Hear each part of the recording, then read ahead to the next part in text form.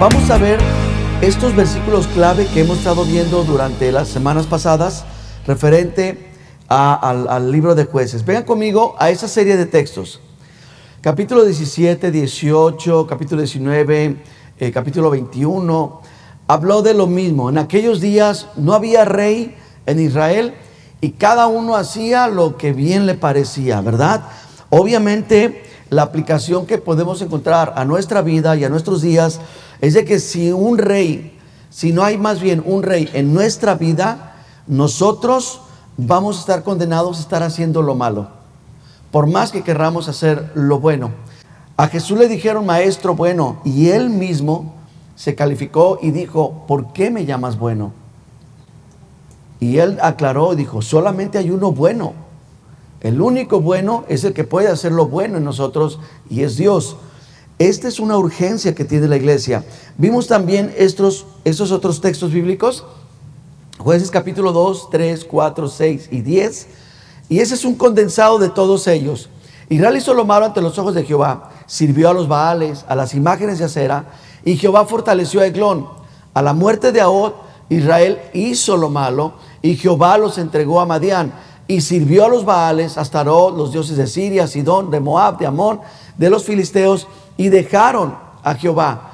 Y la clave de todos estos es que Israel clamó a Jehová y Jehová levantó un libertador, que esos son los textos que ahora vamos a estar viendo. Obviamente en los anteriores es que Israel hizo lo malo. A la carencia del rey vemos que hicieron lo malo una y otra vez. Los textos que vamos a ver también como un resumen es que Israel vivió una vida de clamor, pero no el clamor correcto. Mira lo que dice el 3.9, clamó Israel, el 3.15, el 4.3, 6, etc. Todos estos textos tienen en común lo siguiente: clamaron a Jehová y les dio un libertador. Clamaron a Jehová porque eran oprimidos. Empobrecieron y clamaron a Jehová. Clamó a Jehová por los madianitas. Clamaron a Jehová diciendo, nosotros hemos pecado contra ti. Reconocieron. Y vimos en estos textos bíblicos algo importante, que la ira de Dios no se opone al amor de Dios. Eso es algo tremendo, porque allá afuera, como les digo, nos dicen, Dios es amor.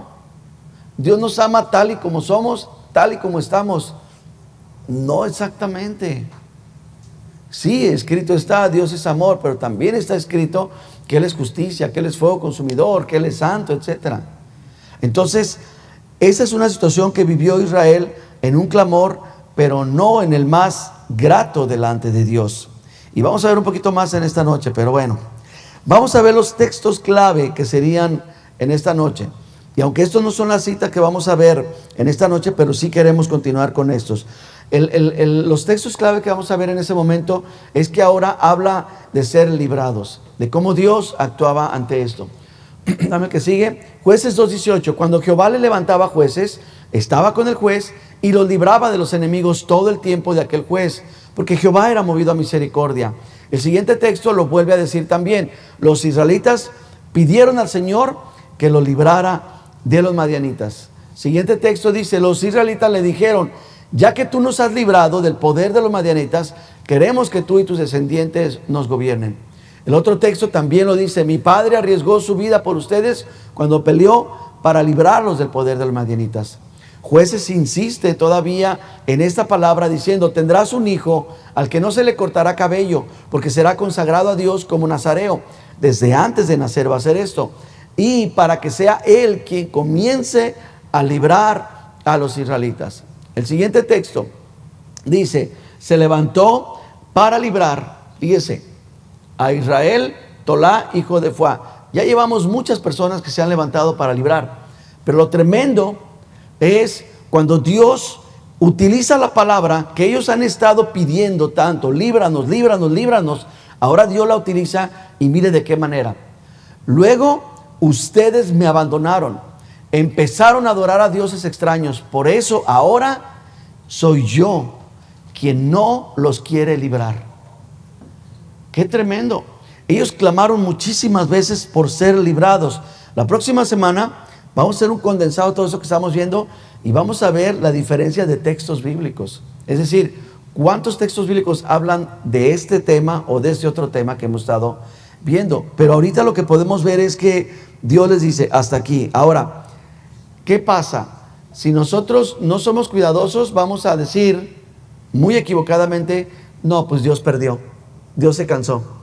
No que Dios es todo paciente, no que su misericordia y su paciencia es por la eternidad, no que Él es clemente y misericordioso, lento para la ira. ¿Qué es lo que pasó? ¿Es que Dios perdió? ¿Ganaron las tinieblas? No.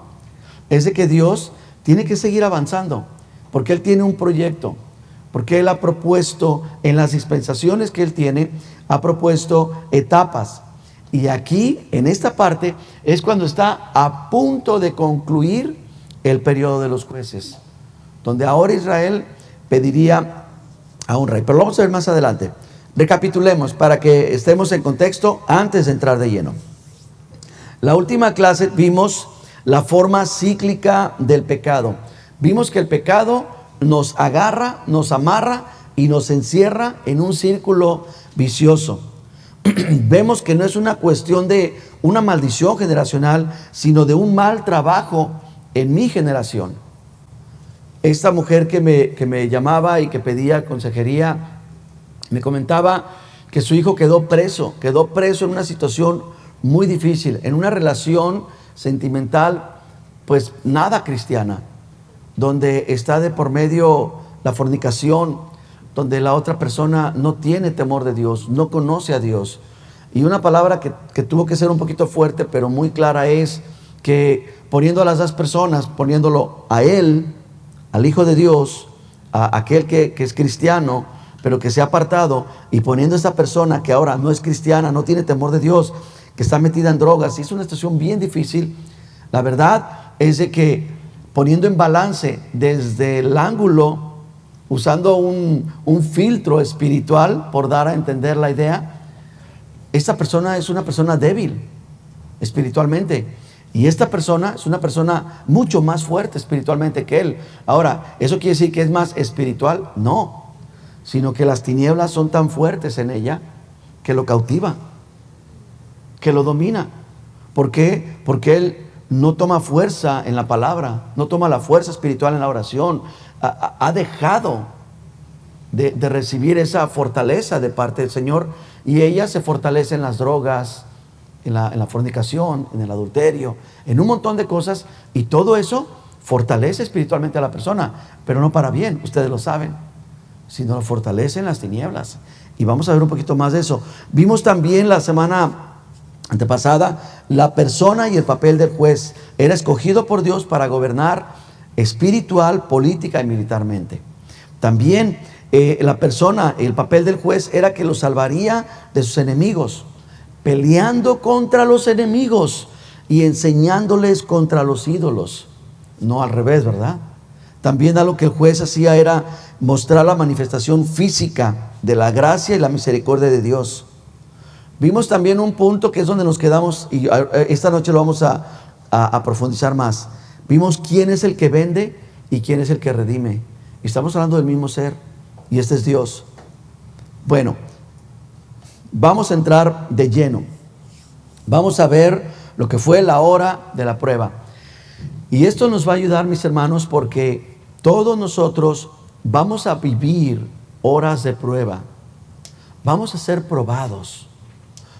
Dios quiere venir, así como Jesús vino a la higuera a encontrar fruto. Dios quiere venir a nosotros de tiempo en tiempo y ver de qué estamos hechos. Dios quiere venir y hacernos un examen y ver cuánto hemos crecido. Dios quiere venir y probarnos y ver qué tanto hemos avanzado. La vida nos lo muestra, la escuela nos lo hace ver, los trabajos. Somos personas que somos probados constantemente. Vean conmigo al capítulo 3, al versículo 1. Estas son las naciones, y observemos quién lo hizo. Jehová las dejó para esto, para probar con ellas a Israel. Hay un propósito. Ahora, cuando es la intervención de Dios, la Biblia lo va a llamar prueba. Cuando es la intervención de Satanás o de las tinieblas, la Biblia lo va a nombrar tentación. ¿De acuerdo? Ahora, El propósito de la tentación es derribar, es reprobar, es censurar. El propósito de la prueba es fortalecer, perfeccionar y graduar. Y mire lo que dice aquí. Dice: estas naciones dejó Jehová para probar con ellas a Israel. ¿Quién es? Esta generación que está hablando no conocieron todas las guerras de Canaán. Muchos, la mayoría de ellos, nunca vivieron ni siquiera de niños las guerras que tuvo Josué al ir conquistando la tierra prometida. No lo conocían, no sabían de la guerra. Entonces Dios los deja con este propósito. Versículo 2. Solamente para que los hijos de Israel conocieran la guerra, lo aclara. Dice, para que la enseñaran a los que antes no la habían conocido. Es decir, Dios dejó solamente 3 naciones. Ahora es algo muy interesante que yo quiero que ustedes observen. Las naciones son, número 1, filisteos, número 2, cananeos, sidonios y heveos. De estas naciones, escúcheme bien, todas estaban externas, solamente los cananeos, habían unos cuantos dentro de la tierra. Sígame aquí. A ver, estamos bien. Ahorita vamos a observar el mapa. Pero, ¿tienes por ahí el mapa? Si me lo puedes poner para ubicarnos. Bien. Tenemos aquí, observe conmigo, tenemos a los filisteos, y usted los puede ver. Los filisteos están fuera de la región, ¿de acuerdo? Los sidonios que están en esta región y todos los demás están fuera. Solamente unos cuantos, que fueron estos pueblos que no lograron expulsar y empezaron a cohabitar con ellos, eran los cananeos. Pero la mayor densidad de los cananeos quedaron afuera. Los sidonios estaban hasta la parte norte, pero todos ellos prácticamente estaban fuera. Esto nos dice algo muy importante. Tenemos nuestros enemigos están afuera, son enemigos externos. Solamente tenemos un enemigo interno. ¿Alguien sabe cuál es?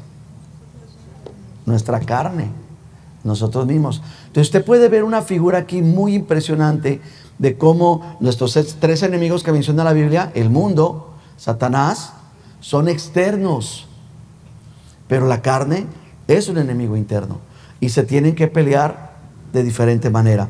Vea conmigo al versículo 5 del capítulo 3. Dios también puso a prueba a los israelitas para ver si lo obedecían. Entonces, 2 pruebas. La primera era para que aprendieran a pelear, y la segunda para esto, para ver si obedecían las órdenes que había dado por medio de Moisés. Y aquí está el resultado de esas pruebas. Pero los israelitas no obedecieron, sino que permitieron. Mire el error tan grande, y miren, hermanos, el riesgo de nuestra desobediencia. No es un asunto generacional, es un asunto que como padres ellos no obedecieron. Y al no obedecer como padres, la consecuencia de su mala autoridad, de su mala obediencia, la consecuencia de su mala dirección, esto llevó a permitir a sus hijos y a sus hijas casarse con gente de esos pueblos y adorar a sus dioses. 2 cosas: se casaron y adoraron. En primer lugar, hay 2 cosas importantes. Ellos tenían toda la Torá. La Torá eran los 5 libros: Génesis, Éxodo, Levítico, Números, Deuteronomio. Pero eso es lo que se conoce como el Pentateuco.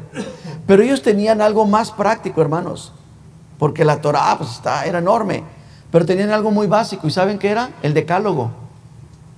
¿Qué es el decálogo? Los 10 mandamientos. No pudieron con la Torá. Hay muchos, ¿verdad?, que no pueden con la Biblia. Es mucho, hay mucho que leer, ¿verdad?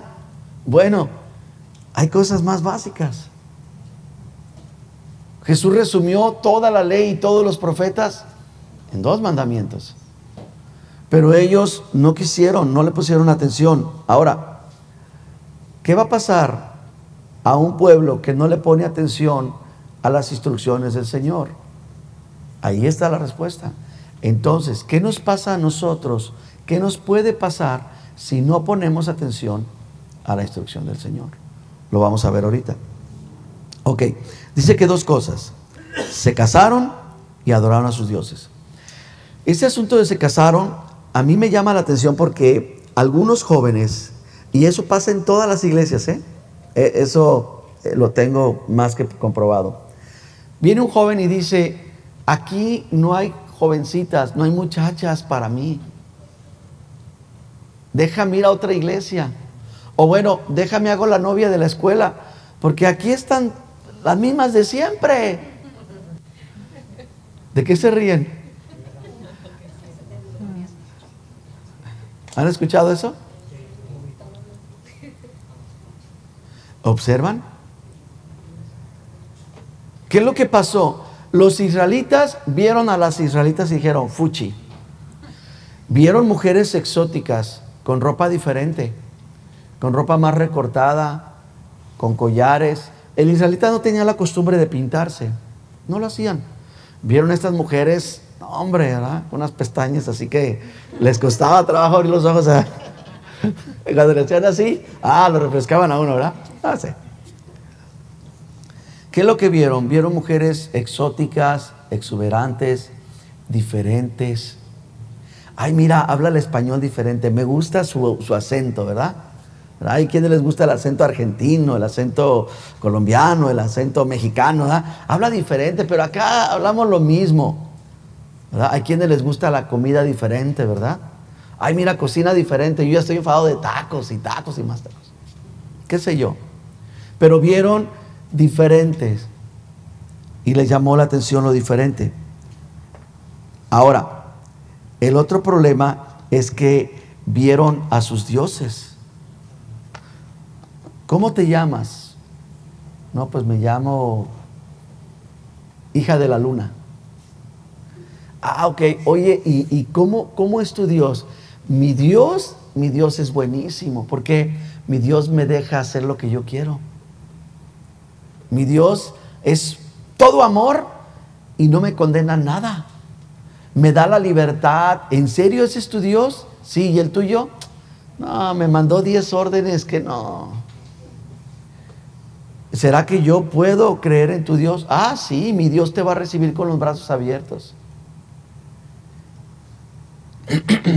Déjenles doy rápidamente, antes de entrar más en lo que les estoy mencionando, rápidamente las deidades de estos pueblos. Los dioses de los filisteos. Les voy a mencionar los principales. Son un montón. Me puse a ver, dije, no, ¿cómo le hago? Pues tuve que hacer un resumen del resumen. Les voy a dar 3 dioses de los filisteos. Dagón es un dios sireno que era considerado el rey de la agricultura, de la bendición. Astarte era la diosa de la fertilidad y el placer sexual. Era una diosa muy efectiva para los negocios. ¿Querías que te vaya bien en tu negocio? Ya sabías a quién ofrendarle o con quién pactar. Baal, el dios de la guerra y de la tormenta, era también conocido como el monstruo de las nubes. A este Baal después se le añadió una palabra, Zebú. Y si la juntamos, ¿le suena el nombre? Después cambiándole a Beelzebú. El dios de los cananeos. Ahora, estos que acabo de mencionar estaban en las otras tierras también. Está Aserá, que es la que camina sobre el mar. ¿Cómo ve? Una diosa que caminaba sobre las aguas. Era una diosa importante porque era la diosa madre y era la esposa del dios superior llamado El, que también de ahí se toma el término para él, para Dios, aún dentro de los israelitas. Por ejemplo, El Shaddai, etc. Ahora, a esta diosa Sera era tan querida, tan amada por todos los cananeos. ¿Me das el mapa? Pero tenemos ahí, ¿verdad? No lo sabía. Papá, mire, sígame aquí. Dame el mapa un momento. Toda esa región que usted ve, usted no tiene idea de la cantidad de pilares que había en toda la tierra. Unos pilares parecidos a estos, unos monumentos así, no llegaban a ningún lado, no hacían nada.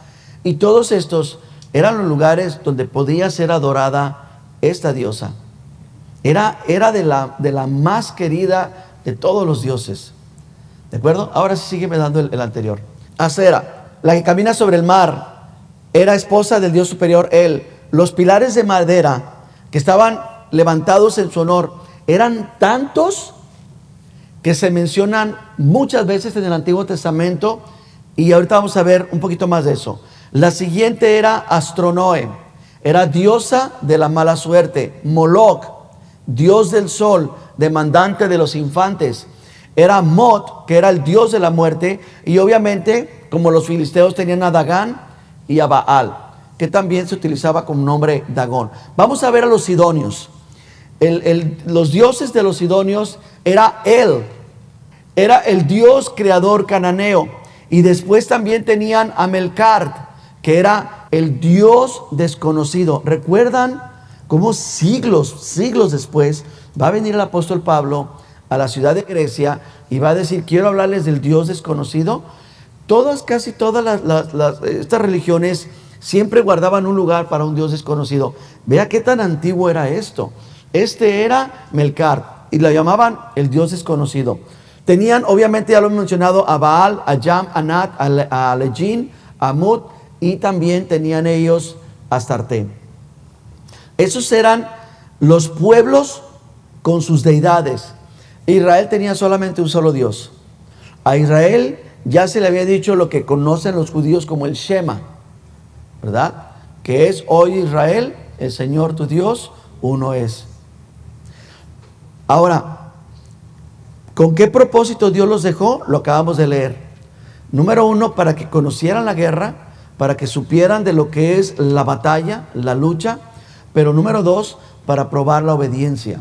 ¿Cómo fallaron ellos? Fallaron comenzando con sus padres. Sus padres no obedecieron a la palabra de Dios, no la tomaron en cuenta como deberían, y es bien triste. A veces, hermanos, y les digo esto en confianza, a veces es bien triste. No sé si mi familia lo nota, lo ve, lo vieron, lo saben, pero a veces es tan triste algunas llamadas telefónicas, porque puedo escuchar la agonía, el dolor, lo que están viviendo, ¿verdad? El problema que están viviendo familiar o lo que sea. Pero al indagar un poquito, al platicar, al entrar en la consejería, notamos tristemente que esta persona que ahorita está pidiendo la consejería, buscando la ayuda, vemos que su vida espiritual no fue la fuerte. No fue la vida concisa, no fue la vida que le debe de dar la atención debida a la palabra. Y pues obviamente se ve eso, ¿verdad? No es en todos los casos. Hay casos que Dios va a permitir a pesar de que tú seas pues fuerte y firme, ¿verdad? Pero es muy, muy triste. Entonces podemos ver cómo este pueblo desobedeció al Señor y por consecuencia permitió. Desobediencia nos va a llevar, mis hermanos, a bajar la guardia. Desobediencia nos va a llevar a bajar los estándares. Y bajar los estándares puede ser un precio muy alto, no solo para nosotros, sino también para nuestros hijos. Puede ser algo que puede salir muy, muy costoso. Vamos a ver la primera opresión. Dame el gráfico. ¿Recuerdan que lo vimos? ¿Lo estudiamos?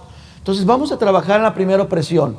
¿Cuál es esta? Acá en la parte, espero que sea azul, según yo es azul, o el color que sea. La primera opresión la vamos a encontrar en el área noreste, ¿verdad? Fue dada en el año más o menos 1357 y obviamente va a ser por los mesopotamios. La primera opresión va a ser una opresión de 8 años de Mesopotamia sobre ellos. Vamos a ver quién es el hombre que Dios va a levantar en esta situación. Bien, venga conmigo al versículo 7 del capítulo 3. Israel hizo lo malo delante de Jehová y se olvidaron de Dios y sirvió a los Baales y sirvió a las imágenes de acera. Se observa, los padres no obedecieron la palabra, no le dieron el respeto, la autoridad de vida. Todos desobedecemos, todos fallamos, pero aquí hay algo bien importante que es fundamental. es la autoridad que tú le das a la palabra. Es eso. Nuestros hijos nos desobedecen, pero mientras ellos sigan entendiendo que somos la autoridad espiritual en sus vidas, que somos la autoridad paternal en ellos, todo marcha bien, porque se corrige uno. El problema es que estos padres a Dios dejaron de verlo como debería de, y por consecuencia, ¿qué hicieron? Bajaron sus estándares y dejaron que sus hijos empezaran a hacer lo que quisieran, a diestra y siniestra. Se unieron a mujeres, se unieron a hombres, y la Biblia nos dice que la unión sexual es una unión espiritual. Pablo dice, ¿no saben que el que se une con una prostituta está uniéndose a ella espiritualmente? Entonces, esto los llevó a una separación y entonces a un estado de idolatría. Salomón era un hombre perfecto, era un rey tan lleno de sabiduría, y como el hombre más sabio del mundo cometió la estupidez más grande que se ha visto en la historia. Bueno, cometió muchas. En primera, se casó con 1000. ¿Quién hace eso? Y todavía agarró 300 más. Y podemos ver que Absalón fue uno de los idólatras más grandes, uno de los apóstatas más grandes en toda la historia bíblica. Bueno, tenemos el caso aquí previo. Ahora, quiero que sepan esto, hablándoles de Salomón. Salomón leyó el libro de los Jueces. Salomón ya tenía la crónica, tenía la historia de lo que habían vivido.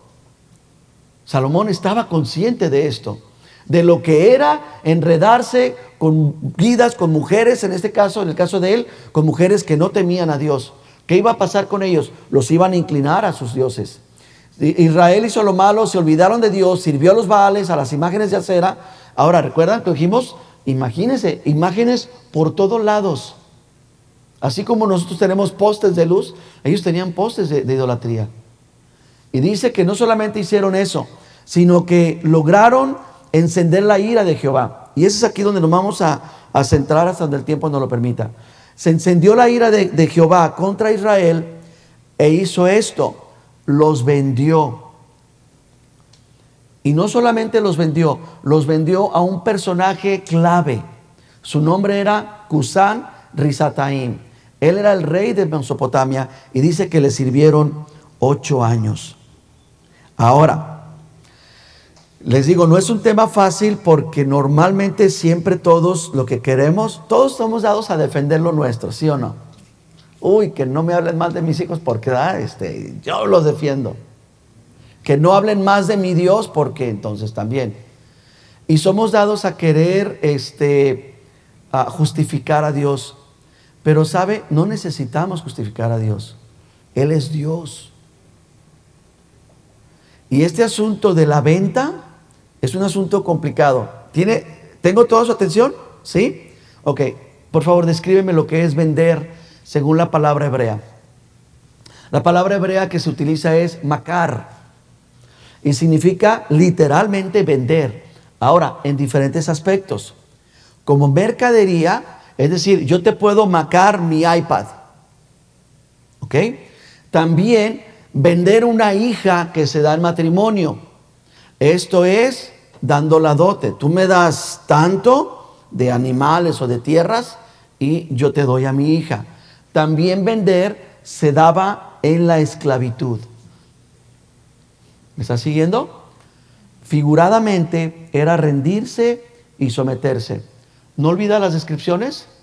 Ok, dame el texto anterior donde estábamos. La ira del Señor se encendió contra Israel y los macar. Los macar. Ok, ahora vamos a utilizar lo que es los vendió. Fíjese cómo.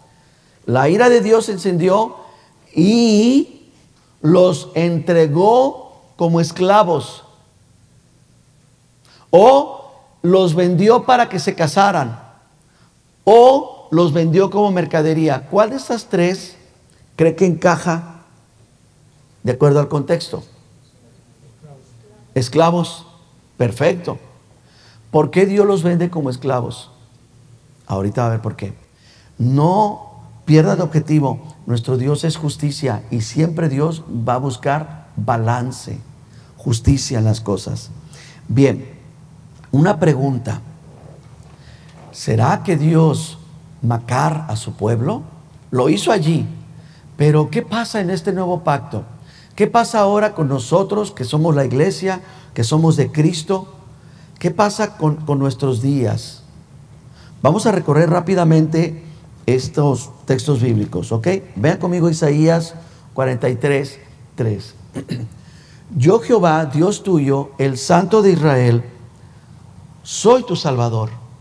Y escucha, a Egipto he dado por tu rescate, a Etiopía y a Seba por ti. ¿Qué querrá decir? ¿Será nada más una figura literaria? ¿A qué se está refiriendo cuando Dios le está hablando a Israel por medio del profeta Isaías? Cuando este pueblo, cuando está Isaías dando la profecía, cuando está ejerciendo su ministerio, ellos son esclavos, iglesia. Ellos fueron vendidos otra vez. ¿Por qué menciona esto? Yo soy tu Dios, soy el santo, el único en Israel. ¿Recuerdan? Cambiamos la palabra santo por apartado, por único, por diferente. Soy tu Salvador. Yo di a Egipto, a Etiopía y a Seba por ti.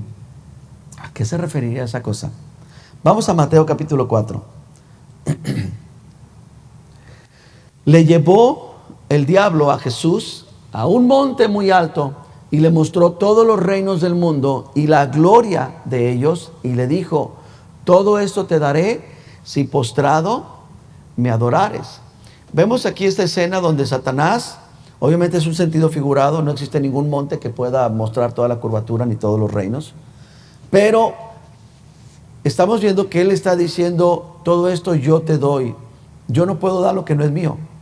Enfrente de mi casa hay una camioneta negra bonita, ¿verdad? Que es Kia o Hyundai, no sé, algo así, ¿verdad? Yo no, Kia, ¿verdad? Yo no puedo ir a decirle: a ver, oiga, le regalo esa camioneta, ¿verdad? ¿Por qué le dice a Jesús? ¿Por qué le ofrece? ¿Por qué le da esa oferta? Vean conmigo a Lucas 22, 31.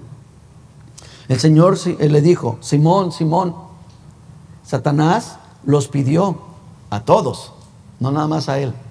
Los pidió a todos, a los 12, a los 11, para zarandearlos como al trigo.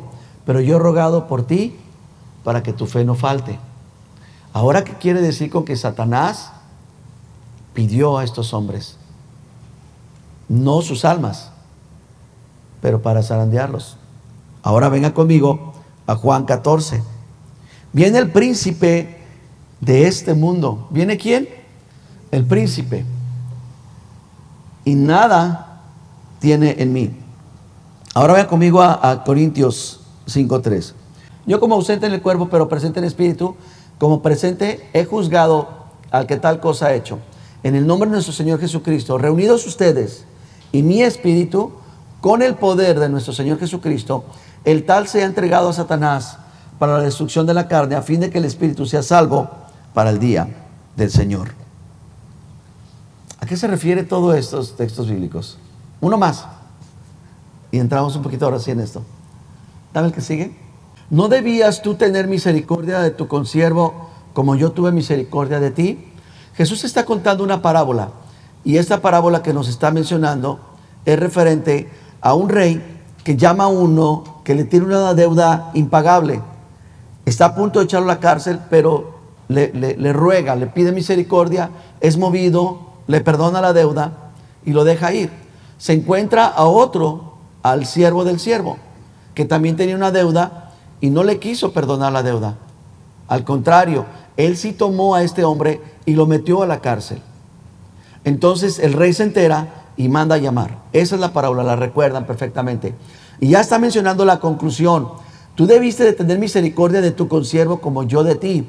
34. Entonces su señor, enojado, mira lo que hizo. Le entregó a los verdugos hasta que pagara todo lo que debía. Y ahora Jesús aplica la parábola. No hay que ponerle tanta ciencia, porque nos la está explicando. Y nos dice: también así hará mi Padre celestial con ustedes, los del nuevo pacto. Con ustedes, mis discípulos. Con ustedes, los que van a ser llamados iglesia. Así hará con ustedes si no perdonan de todo corazón cada uno a su hermano sus ofensas. ¿Qué es lo que hará con nosotros? Piénselo un momento. ¿Qué es lo que hará? Dice, no perdonará. Pero eso no crea la justicia. ¿En dónde se cumple la justicia? Llevando a ellos haciendo lo mismo. ¿Haciendo qué? Entregándolos. ¿Qué es lo que pasó? Ya volviendo a nuestra historia. Dice que se encendió la ira del Señor y los vendió a este personaje. Ok. También nos ayudaría muchísimo Job. No lo vamos a hacer porque ya lo estudiamos el libro de Job, pueden buscarlo. Y obviamente lo que podemos ver es que Dios en la soberanía y en toda la estructura espiritual, de alguna manera, permitió que Satanás tuviera dominio sobre todo esto, sobre este mundo, sobre las naciones. Y es algo muy tremendo el que Dios dice, yo entregué a Egipto, a Seba, a Etiopía, pero yo dije, este es para mí. Ahora, Dios no tomó una nación. Eso es algo, no tenemos el tiempo, pero es algo todavía más tremendo y más profundo. Dios no tomó una nación. Dios formó la nación. Tomó a un hombre y a una mujer, quienes ni siquiera podían tener hijos, y de allí empezó a conformar la nación. Ahora, mis hermanos, el punto aquí es este. ¿Será que Dios puede macar a los cristianos? La respuesta es sí. Sí, hermanos. Dios no juega. Dios no es un Dios que está al servicio de nosotros. Dios no es como estos dioses cananeos o fenicios o sirios. Dios es un Dios fuerte y celoso. Y Él está atento a lo que dice. Vamos a dejar un poquito ahí porque todavía hay que avanzar con esto. Más adelante vamos a retomar esto. Vamos a ver los enemigos. Los enemigos de ellos, en este caso, eran los mesopotamios. Mesopotamia era la parte este de lo que ahora conocemos como Israel. Era, vamos a decir, el compendio de dos naciones, de los asirios, que estaban al norte, y de los babilonios, que estaban en el sur, que ahora sería Irak e Irán. Bien, lo que me llamó la atención es este punto de los enemigos. Me puse a investigar el nombre de este rey. Este rey se llama Cusán. Cusán significa el oscuro, pero tiene otro nombre sobrepuesto, Risataim, que significa doble maldad. En otras palabras, este hombre se le llamaba la oscuridad máxima.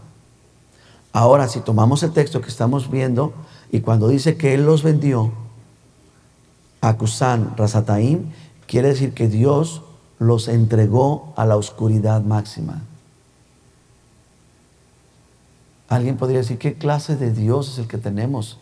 Bueno, no olviden lo que el Señor nos enseñó atrás. La ira de Dios es una manifestación de su amor.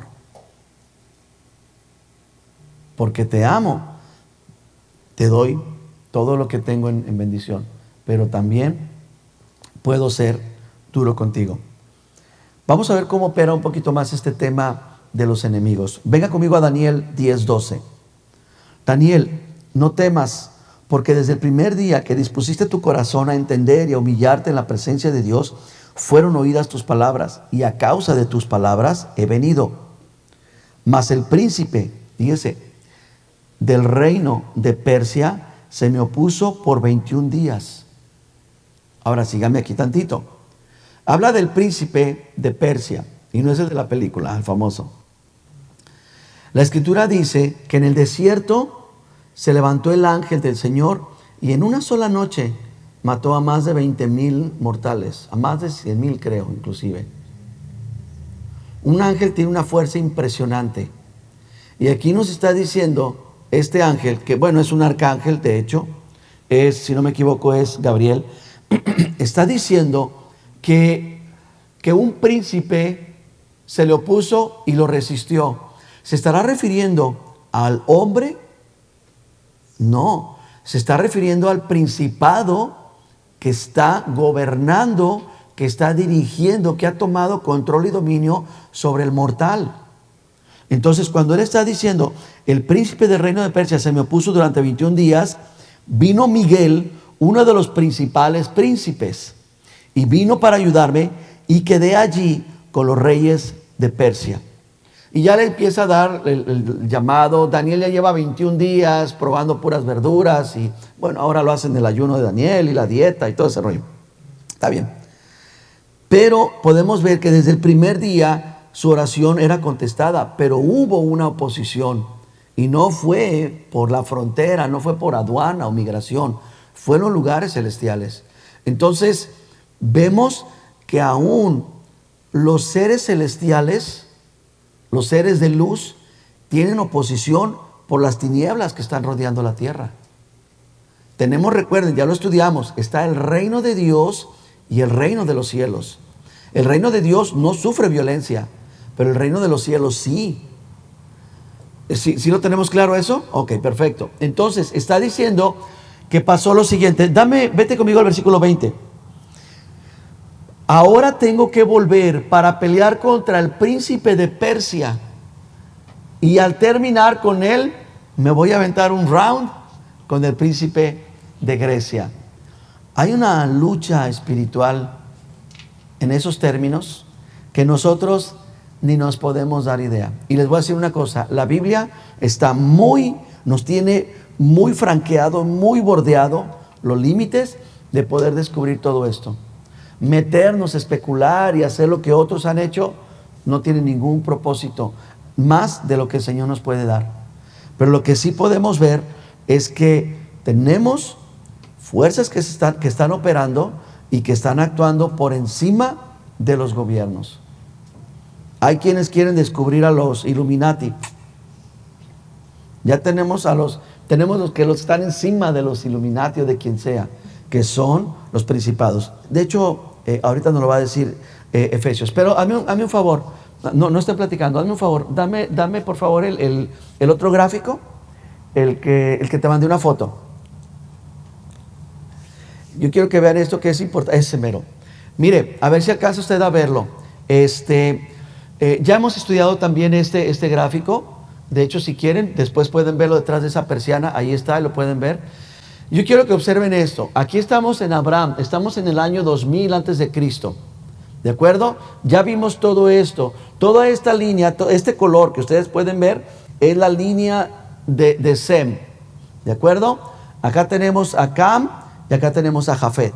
Lo que yo quiero que usted observe es esto. Daniel está todavía más abajo. No lo puse porque es que estamos ahorita en la época de los jueces. Aquí es donde estamos trabajando con los jueces. Ahora, yo quiero que usted observe. Más adelante se lo voy a poner más explícito. Pero en la línea cronológica de cuando Israel vende a sus hijos, entrega a sus hijos y empieza a desobedecer a Dios, quiero que observe lo que está pasando. Se está formando Roma. Aquí Dios está permitiendo que se levanten nuevos reinos, porque usted lo sabe de antemano que Roma va a ser una parte muy importante en la venida de Jesucristo. Pero Dios permitió que acá se formara Grecia, en donde en el tiempo en el que Israel vende a José, el tiempo en el que los hijos fallan a su padre y están cometiendo esa serie de faltas, y enseguida permite que Persia sea fundada. Cuando estamos en este tiempo donde está Jacob bendiciendo a sus hijos y se está formando, se sigue progresando la nación de Israel. Dios de antemano está permitiendo que se estén formando estos imperios que van a hacer demasiada influencia sobre Israel para probarlo, pero también para que esté listo por si acaso el pueblo no quiere seguir las instrucciones del Señor. ¿Recuerdan lo que vimos en la última clase? Y Dios fortaleció a Eglón. De hecho, Eglón es un rey muy importante porque según la cronología, Eglón, muchos teólogos lo mencionan así, viene a ser muy probablemente el abuelo o el bisabuelo de Ruth, a quien vamos a ver más adelante. Entonces tenemos que ver que Dios permite que las tinieblas operen y hagan su trabajo, porque Dios, quien tiene todas las cartas, quien tiene todo el conocimiento, sabe de qué manera puede procesar la vida de su pueblo, y en este caso la vida de nosotros. Dios vendió a este pueblo, lo vendió a Cusam Rasataim, ¿verdad? Vea conmigo Efesios 1:20.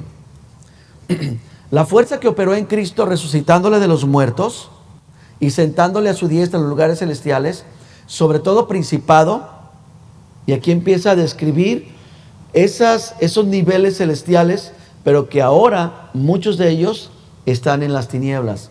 Principados, autoridad, poder y señorío, y sobre todo nombre. Fíjese lo que dice, se nombra no solo en este siglo. La palabra siglo puede cambiarla por mundo, por el mundo. No solamente en este siglo, sino también en el venidero. Dame el texto que sigue, por favor. Mira lo que dice: para aclarar a todos cuál sea la dispensación del misterio escondido desde los siglos.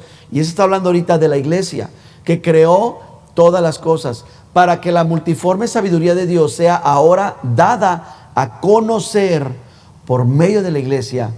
Fíjese a quiénes: a los principados y potestades en lugares celestiales, conforme al propósito eterno que hizo Cristo Jesús, Señor nuestro. Miren, hermanos, si nosotros metemos un presidente en Estados Unidos, nos va a durar, cristiano, nos va a durar 4 años. Dios quiere que vayamos más allá. Y bueno, yo un poco sorprendido por lo que vamos a empezar a estudiar este domingo, que es precisamente esto. El poder ver cómo Dios diseña la iglesia para poder penetrar en estas áreas. No en áreas políticas, no en áreas de entretenimiento. ¿Cuánto nos puede durar un actor cristiano? ¿Cuánto nos puede durar un cantante? Aquel que sacó el primer premio en el Got Talent o lo que ustedes quieran, ¿no? ¿Cuánto nos puede durar? ¿Cuánto nos puede durar un político en un sexenio? Pero no nos va a durar nada. Pero nosotros como iglesia, influenciando en los lugares celestiales, es muy diferente. Pero todavía no vamos a entrar de lleno. Dame el versículo 12 del capítulo 6.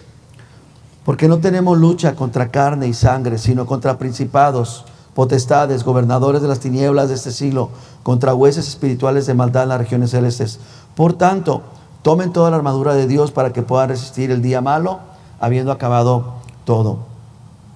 Si se fijan, Israel, por desechar la instrucción del Señor, por no poner atención a lo que se vivió en el desierto, empezaron a minimizar las cosas. Lo espiritual lo vieron como algo figurativo. De lo espiritual lo degradaron a lo moral. Es decir, Dios, bueno, nos da un mensaje moral. Cristo nos da un mensaje de paz, es un mensaje pues social. Creamos un Cristo social, un Cristo moral. Pero las cosas son mucho más altas y mucho más profundas. Son espirituales. Vamos a concluir. Vean conmigo a Jueces capítulo 3, versículo 9. Entonces clamó Israel a Jehová, y Jehová levantó un libertador a Israel y los libró. Y esto es a Otoniel, hijo de Cenaz, hermano menor de Caleb. Vea conmigo a ver el mapa. Dame el mapa que tienes, mero. Ok, lo que nos está diciendo es que los mesopotamios fueron a invadir y tomaron región de Israel. No lo tomaron completamente, fue la región noreste. Y Dios levanta un hombre, Otoniel, quien es el que había conquistado unas ciudades, dirigido por Caleb. Y ahora este hombre se mueve a esta región y pelea contra el rey y toma dominio. Y dice la escritura, pues que obviamente, lo vamos a leer ahorita, levanta a Otoniel, y el nombre de Otoniel significa la fuerza de Dios. Ahora, antes de entrar a esta última parte de Otoniel, necesitamos resolver por qué Dios los vendió. ¿Cómo los vendió? ¿Recuerdan la palabra hebrea? Macar. Los vendió. Macar, 3 cosas. Vender a mi hija en matrimonio, vender a alguien como esclavo o venderle alguno de mis productos. Los vendió como esclavos. ¿Por qué los vendió como esclavos? Porque ellos primero macar a sus hijas. Porque ellos vendieron a sus hijas en matrimonio. ¿Ven la importancia tan grande que es que nosotros estemos al pendiente de nuestros hijos? Número 1, estar bien conectados a la fuente. Y número 2, estar sirviendo a Dios aún a través de nuestros hijos. Si nuestros hijos quieren patalear, renegar y gritar, que sea su problema. Hermanos, manténganse firmes. Tal vez algún día nos lo agradezcan. Y si no nos lo agradecen ellos, no importa. Porque nuestro Dios nos lo va a reconocer. Y que sea sobre de ellos y no sobre nosotros. Si nuestros hijos se van al mundo, nosotros sigamos confiando y esperando en Dios. Pero mantengámonos firmes. Va a ser algo no negociable. No vamos a negociar la santidad de Dios. No vamos a negociar a disminuir a Dios, a bajarle a la temperatura, ¿verdad? No vamos a hacer eso. Vamos a permanecer firmes. Si nuestros hijos reciben la palabra con mansedumbre, con humildad y la ponen por obra, van a ser ellos bendecidos. Salomón, el hombre más sabio del mundo, dijo: mira, al final del día es esto: si tú haces el bien, es para ti, y si tú haces el mal, cargarás con él. Pero nosotros, tranquilos. ¿Qué es lo que hizo Dios? Levantó un libertador. ¿Qué significa Otoniel? La fuerza de Dios. ¿Por qué levanta a un hombre que se llame la fuerza de Dios? Porque ¿qué significa Kusam Rasataim? La máxima oscuridad. Dame el versículo, otra vez dame el versículo 9. Y leemos 9 y 10. Entonces clamó Israel a Jehová, y Jehová levantó un libertador a Israel y lo libró. Esto es, ¿cómo dijimos que se llama? La fuerza de Dios, hijo de Cenaz, hermano menor de Caleb. Versículo 10. Y el espíritu de Jehová vino sobre él, y juzgó a Israel, y salió a la batalla. Y Jehová, fíjense lo que hizo, entregó en su mano a Cusán Risataim, rey de Siria, y prevaleció su mano, la mano de la fuerza de Dios, prevaleció contra las tinieblas máximas, y reposó la tierra 40 años, hasta que murió Otoniel, hijo de Cenaz. Hermano, las tinieblas se están levantando, y lo único que nos puede ayudar a nosotros contra estas tinieblas es la fuerza de Dios. Necesitamos la fuerza de Dios en nuestras vidas. Fíjese, dice que reposaron 40 años. La fuerza de Dios es la que nos hace estar en reposo. Vamos a entender bastante. Qué bueno que están ustedes esta noche, porque a los demás les va a tocar hasta quién sabe cuándo ver la enseñanza. Pero vamos a entender bastante el domingo por qué la Escritura nos dice: fortaleceos en el Señor y en el poder de su fuerza.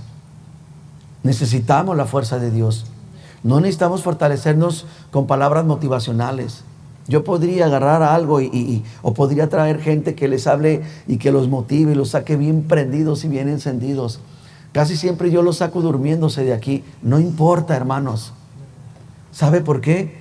Porque no se trata de fortalecer la emoción, sino que la palabra quede sembrada, y que cuando vengan los días difíciles, cuando venga la oscuridad sobre sus hijos, sobre su matrimonio, sobre su trabajo, sobre su salud, sobre lo que sea, recordemos una cosa: la fuerza del Señor, la fortaleza del Señor es la que está con nosotros. Ellos tenían un hombre, ellos tuvieron un hombre por 40 años que se llamaba la fuerza de Dios. Ellos tenían al hombre. Nosotros tenemos el nombre. Nosotros tenemos aquel que nos fortalece. Ellos, la fortaleza les duró 40 años. La de nosotros no se nos muere. Dios nos ha dado un juez eterno y permanente. Yo imagino al pueblo angustiado. Ya está bien viejito Otoniel. Se le van las cabras al monte. Miren, se quedó dormido parado. Y cuando muera, el mundo, la nación está en incertidumbre. ¿Quién va a quedar como presidente? Y si queda el mismo, se nos va a morir en el primer discurso. Y si queda el otro, va a gobernar desde la cárcel. O si queda, o si pasa, la gente está angustiada. Porque no permanecen. Pero nosotros tenemos un Dios firme, un Dios permanente, un Dios que no se mueve, no envejece, no caduca, no chochea, ni ocupa chochitos, ¿verdad? Vamos a orar y vamos a pedirle al Señor que nos ayude. Nosotros no tenemos un hombre que va a durar 80 años máxima. Tenemos un hombre que nos da su fortaleza todo el tiempo, todos los días. Vamos a orar y decirle al Señor: Señor, quiero renovar mi compromiso. Qué bueno que están algunos de nuestros hijos aquí. Qué bueno que están algunos de nuestros jóvenes. Que ellos te escuchen a ti y a mí y decirle a Dios: no vamos a negociar la santidad de Dios. Si ellos desean seguir su propio camino, pues que ni siquiera podemos decir que les vaya bien, ¿verdad? Que les vaya como quieran que les vaya. Ore conmigo. Padre, te damos gracias porque tu palabra nos dice que herencia de Jehová son los hijos. Lo que tenemos, lo que hemos procreado, es un regalo tuyo. Y ahora te damos gracias porque están aquí o porque están, Señor, aún en tus caminos. Mi Dios, queremos aprender de este pueblo y queremos, Señor, hacer las cosas diferentes. Número 1, queremos pedirte perdón porque más de alguna vez hemos minorizado la palabra. Hemos dejado de creer en ella o hemos pensado que ya no tiene la capacidad que tuvo antes, o a veces inclusive nos atrevemos a pensar que algunas historias pudieron haber sido inventadas. También queremos pedir perdón porque la palabra es espiritual, no es moral, no es una palabra filosófica, no es una palabra mental, es una palabra espiritual, porque tú eres espíritu y porque de ti proviene la palabra. Por eso, Señor, queremos mantenerla en el nivel que es, en el lugar que es. Ahora, mi Dios, en segundo lugar, queremos decirte que no vamos a negociar. Lo decimos delante, enfrente de nuestros hijos, de nuestros hermanos, de nuestros jóvenes. No vamos a negociar tu santidad, tus mandamientos, tus instrucciones. Señor, nuestro hogar seguirá siendo un hogar cristiano. Nuestro hogar será un hogar donde se rendirá y se entregará única y exclusivamente al servicio de Dios. Y mi Dios, con temor, con cierta angustia, porque sabemos que nuestra carrera no ha terminado. Sabemos que somos débiles, que somos cambiantes, que somos fluctuantes. Pero Señor, por lo menos queremos seguir permaneciendo en ese compromiso. Y esperamos, rogamos que nuestros hijos también. Pero si por alguna causa ellos desean apartarse, irse, no de nosotros, sino de ti, de tus caminos, confiamos en que hemos sembrado la palabra. Confiamos en que seguiremos teniendo la oración como recurso. Confiamos en que seguiremos estorbándoles. Pero también, Señor, en que tú eres quien podrás tratar en sus vidas. No queremos ser vendidos. No queremos ser entregados. Por Israel, Padre, y que esto lo pueda entender la iglesia, mi Dios. Por causa de Israel fue entregado Egipto, Etiopía y Seba, pero por causa de nosotros fue entregado Cristo. ¡Qué privilegio! ¡Qué venta tan grande fue! ¡Qué entrega tan suprema! El que por nosotros no fue entregado un mortal, no fue entregado a una generación, no fue entregado un hombre, una religión, fue entregado el Hijo de Dios. Por eso, Señor, queremos seguir sintiéndonos firmes y seguros en tu compra, en tu adquisición, en que Cristo con su sangre compró a todos y todo. Pero mi Dios, la batalla continúa, la lucha sigue. Y sabemos y damos gracias porque en tu reino, en el reino de Dios, hay justicia, paz y gozo. Pero mi Dios, en el reino de los cielos sigue habiendo luchas, sigue habiendo conflictos, y no son morales, no son éticos, no son raciales, son conflictos espirituales. Guárdanos, Señor, líbranos del mal. a nuestros seres queridos, a los que no pudieron y no quisieron venir, líbrales del mal. Y mi Dios, a los que estamos aquí también nos encomendamos. Te damos gracias porque les diste a ellos un Otoniel, a nosotros nos has dado un Cristo. Les diste un nombre por 80 años, a nosotros nos has dado un libertador eterno, fiel y poderoso. Otoniel murió y la tumba, y él está junto con sus padres, pero la tumba de Cristo está vacía. Tenemos un juez que ha resucitado, tenemos un juez que nos da la fortaleza de Dios. Y mi Dios, aunque las tinieblas sean densas, sean oscuras y operen a la máxima potencia, gracias porque somos hijos de la luz, y gracias porque la fuerza de Dios nos guarda. Nos vamos de este lugar, nos despedimos bendecidos, sabiendo que tú, quien eres, quien produce la herida, también la vendas. Sabiendo que tú derribas al orgulloso, al soberbio, también te agachas, te inclinas y lo levantas. Gracias, Señor, porque eres tú nuestro dueño y nuestro Señor, en Cristo Jesús. Amén. Amén.